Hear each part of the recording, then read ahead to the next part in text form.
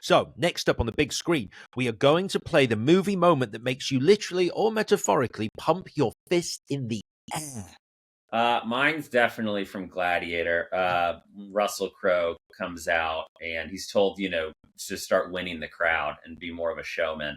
And so they're staging a fight where they're supposed to be reenacting the barbarian horde fighting the Roman soldiers, and Russell Crowe and his fellow gladiators are leading the barbarian horde. And it's just that moment where he steals the chariot and he jumps on the horse and he pulls out the sword and he starts twirling. And Hans Zimmer has that great music that comes in, which I think he actually reused for Pirates of the Caribbean. If you listen back, you can hear it. But it's just so good, and you cut to Joaquin Phoenix, and he kind of starts twirling his fingers because even the Emperor's, caught up in the showmanship. And I just think it's such a good moment, and Russell Crowe's so good in that film. Ridley Scott, just pulls off a masterpiece, and yeah, I love that. It's funny. A side note on that, Graham and I were watching the DVD extras the other week, and did you know that Ridley Scott actually planned to have a Rhino fight in the film? If you watch the extras for Gladiator, there's bonkers. This it's funny. Like we were joking about the Eminem thing. Like directors sometimes have these kind of crazy ideas that sometimes aren't necessarily very good for the film. Ridley had this storyboard of Russell Crowe fighting this giant rhino, and that was supposed to be in the film with a like he gets a cape, he gets like a matador. Yeah, he's like and it's all storyboarded, like, and you jumping on the rhino, and there's even an animatronic test in the extras where like they start doing like the basic rudimentary like what the rhinoceros would look like. And it was totally crazy. Like it totally would have like thrown you out of the film and not worked. But yeah, that's why you throw paint at the wall, and hopefully the stuff that isn't good doesn't stick. Well, on that note of Gladiator, are you excited? Are you looking forward to? Are you apprehensive about Gladiator 2? Obviously, Ridley Scott's back. I think it's 2024. It comes out. Paul Mescal. I think it follows the story of the nephew of Joaquin Phoenix's Commodus in the first movie, and it's his story. Are you excited for that? I can't wait. I'm excited. I like Scorsese, I'm excited for anything Ridley Scott does, and I would say I'm more excited for Napoleon. That looks epic, and no one's tackled a Napoleon in a while, and it's a lot to pull off. But I'm just so happy he's the one to do it, because sometimes you want someone to give you the goods, and I think Ridley's the guy to tell that story, at least for me. So I'm really excited about seeing that. I agree, but I gotta point out a pet peeve of mine that I've had for a while, which is when the accent doesn't match where the people are from.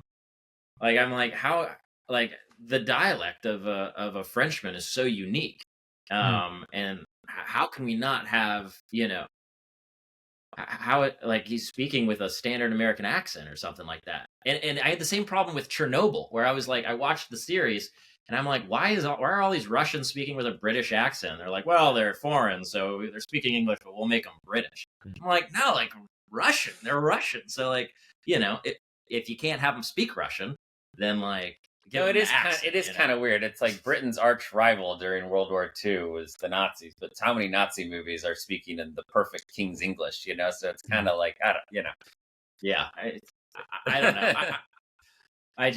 I have a hard time with it, and I wish it didn't take me out of the story so much, because there's so many incredible pieces of cinema and television that do this that I'm just like, I really wish it, I almost want to put on like the dubbed version, from that country and like get some subtitles on.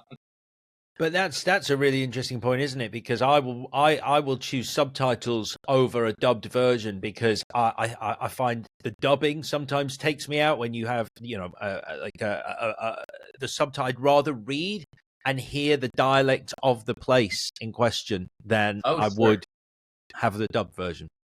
Absolutely. Yeah, like imagine watching Old Boy or like a Miyazaki film, with the dub. And actually, this is funny. In it's either Howl's Moving Castle.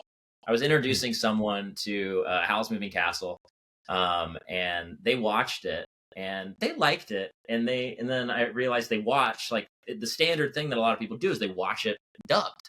And the cast, it was like Meryl Streep and Christian Bale and like all these people, but like I started watching it. none of the humor and what makes it work, like for the space, you know, the vernacular of the space, like none of it really comes across because there's that sort of, you know, like kabuki theatricality that comes with, you know, a lot of these characters, and it just doesn't.